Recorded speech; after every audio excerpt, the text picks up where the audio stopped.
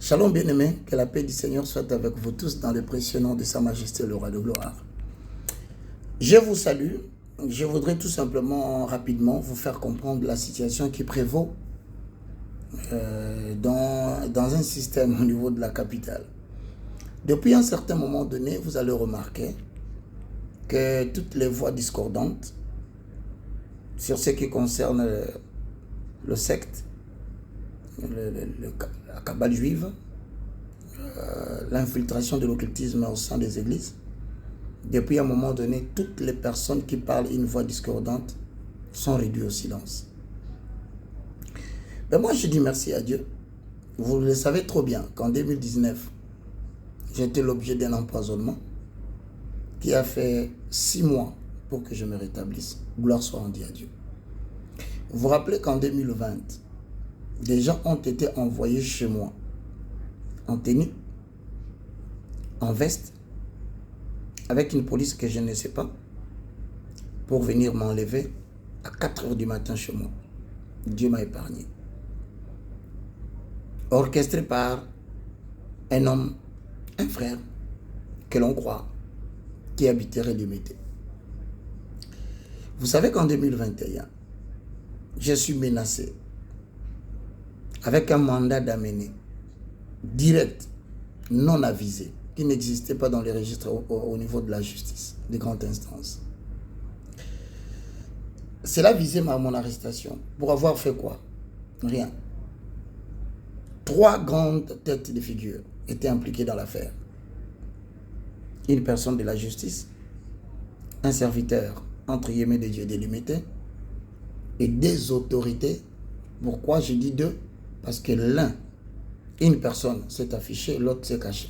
2 autorités politiques. Donc je connais les noms, donc que je préfère me taire.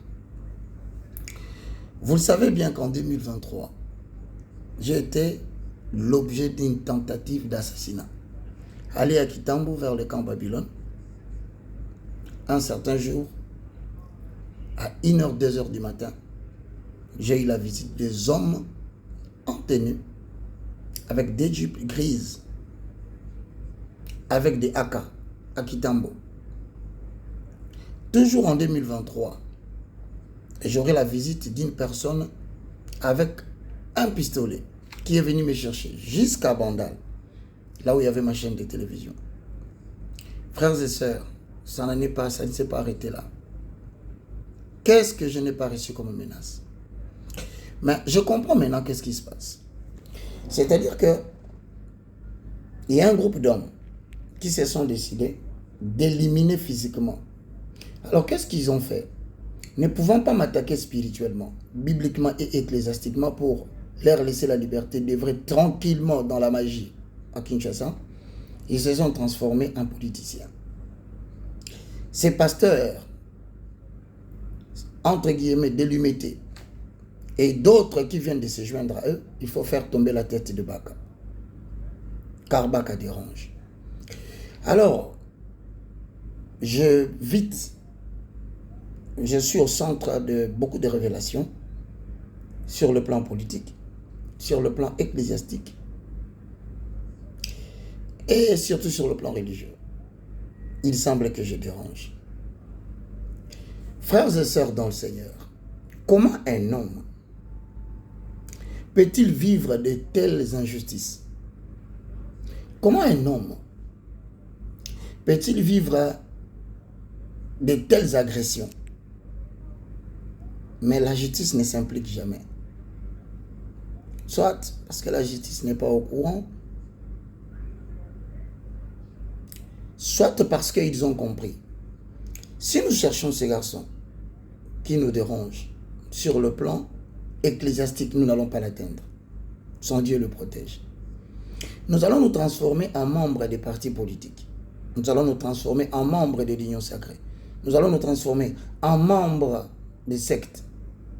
Et nous allons lui créer des problèmes politiques jusqu'à ce qu'il tombe dans le piège politique et qu'il soit arrêté. Voilà le plan. Et Dieu est bon. Mesdames et messieurs, quel est l'objectif poursuivi par ces mandats de comparution, qui n'a pas eu une réquisition d'information, qui n'est même pas passé sur une invitation, que le premier substitut du procureur va se permettre de signer, c'est parce qu'après enquête, mon avocat est descendu au palais de grande instance pour vérifier l'information. Il s'est fait que je suis convoqué par le magistrat Basse, local 4, que je préfère éviter d'ailleurs de citer son nom parce que nous le connaissons, que je préfère d'éviter encore de dire dans quelle église il prie, que nous connaissons, et d'éviter